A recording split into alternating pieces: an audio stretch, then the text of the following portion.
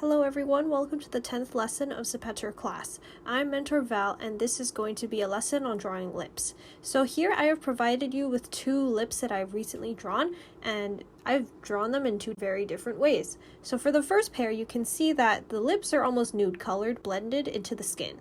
For the second lips, I actually also draw teeth, a mouth, gums showing, and also some cute little teeth accessories, grills, I don't know if that's what it's called, and also some lip shine that I do not have on my first pair of lips. Let's get started.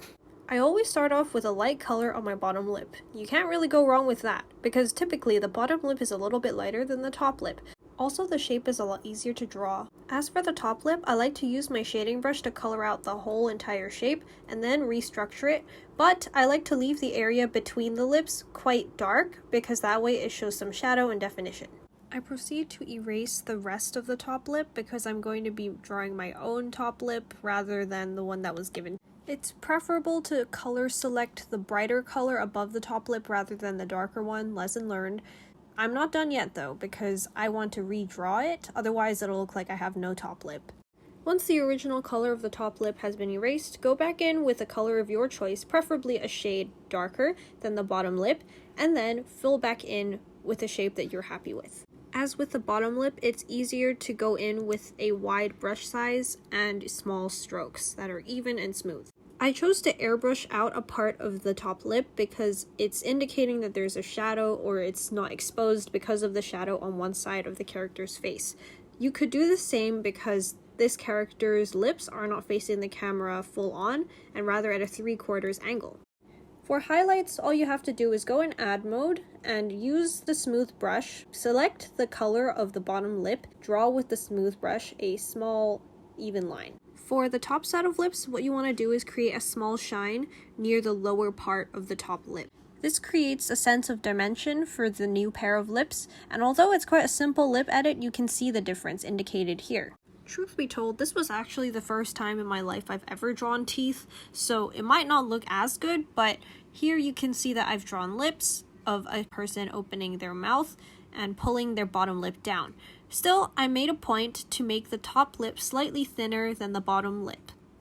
I unfortunately did not envision making a tutorial for this, but as a result, I'm just including the speed paint. Hopefully that's okay.